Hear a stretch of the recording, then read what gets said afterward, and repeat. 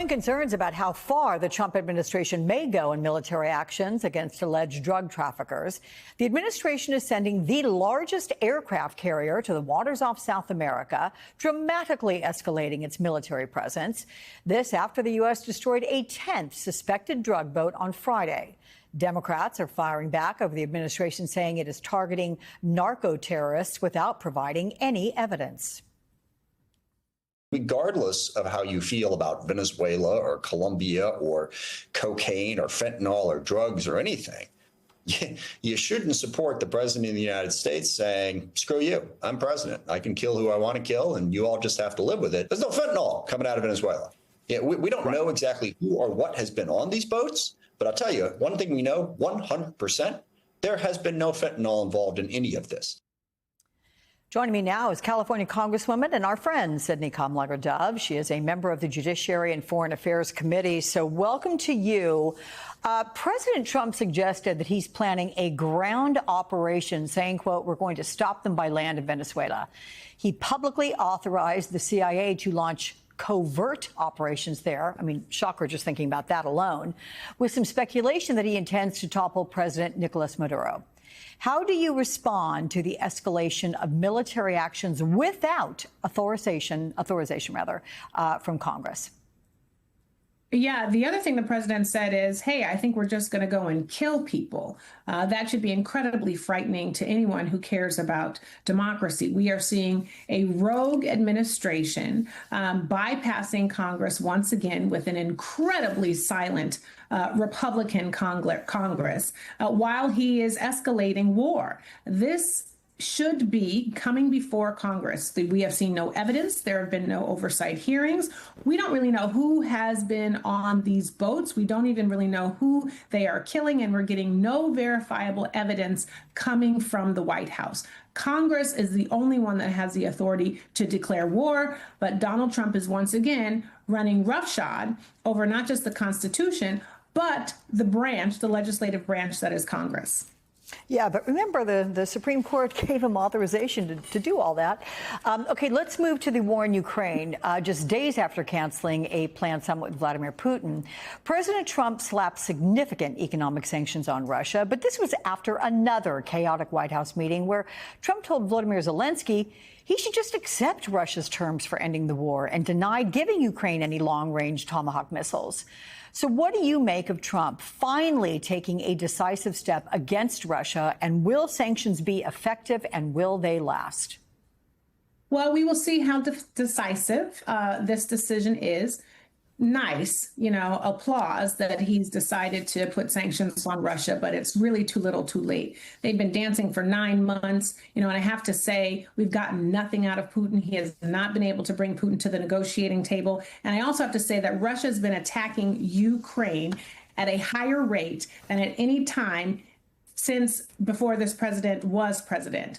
So we should be really concerned about that. I think that the rest of the world, including folks here in America, are waiting for Donald Trump to step up and stop allowing Putin to use him as a doormat. Okay, what about what happened Friday when the administration said it is not going to use emergency funds for SNAP benefits during the government shutdown? At least 25 states are going to cut off crucial food assistance for more than 40 million people next Saturday, November 1. That includes 4.5 million in California, your state. What are your concerns about how this is going to impact your constituents, and how much will this increase pressure on Democrats to end the shutdown? Yeah, I've been talking with local electeds here who are having heartburn as they're trying to figure out a way to protect moms and little babies who are going to be cut off from SNAP benefits. Over 50,000 households just in my district alone rely on CalFresh, which is the California version of SNAP. And we also know that this president is once again just punishing the American people, because really he is obligated to use emergency funding to make sure that SNAP benefits are paid through November. Why he's decided to forsake the American people while he is, spending almost $350 million building a ballroom to himself is really, really a distortion of values coming out of this White House. Well, early voting, as you know, it begins today in California with the proposal to redraw the state's congressional districts on the ballot. Friday, the Justice Department said it's going to monitor polling stations in 5 major counties in California and another one in New Jersey ahead of Election Day. And it comes after Republican committees in those states expressed concerns about transparency and ballot security. Is this just a pretty clear attempt to disrupt and suppress voting at polling stations? Well, I think the other thing that they're reading, Alex, are the exit polling that's coming out that's saying the majority of Californians are voting yes on Prop 50, which is our response, our defense to the unlawfulness that happened in Texas with the snatching of seats and the suppression of votes. So this is a DOJ and a president who once again are going to lose in the state of California, and they're sending out these goons to intimidate voters. You know, while we are still recovering from ICE raids and ICE agents actually, you know, shooting into communities and hitting U.S. Marshals, right?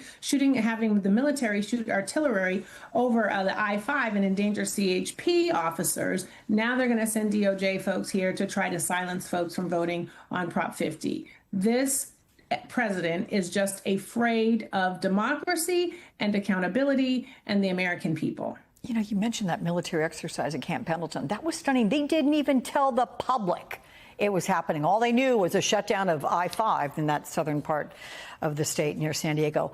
One more question here, because on Thursday, President Trump called off the deployment of federal agents to San Francisco. It was at the urging of Salesforce Chief Executive Mark Benioff and Nvidia. I never know how to say that name. You can correct Nvidia. There we go. Yeah, my EP just set up my ear. Anyway, President Jensen Huang, who said San Francisco's mayor is making substantial progress against crime. What do you make of Trump calling off the operation at the request of his billionaire friends? I mean, look, this may spare San Francisco, but are you concerned the focus then turns to other parts of perhaps the Bay Area? Yeah, I mean, it's unfortunate that he's only listening to his billionaire boys rather than the American people. Alex, I just came back from Chicago. There was a hearing on ICE raids that are happening there. And what people forget or maybe don't realize is the economic burden that this is resting on folks in these cities across this country. For example, in Chicago, and I know you asked about San Francisco, but the second largest revenue generating corridor in the city has lost revenue up to 40% because of these raids. You have women who are no longer even going to the clinics to get their breast health screenings. They had 0 women patients coming to the clinic because of these ICE raids. So that's what the mayor was concerned about in San Francisco. Thankfully, he had some friends who have a lot of money who can call Donald Trump, but that's not how we should have a relationship with the federal government, is it? No. All right. Well, Sydney Kamlager-Dove, Congresswoman from Southern California, thank you so much.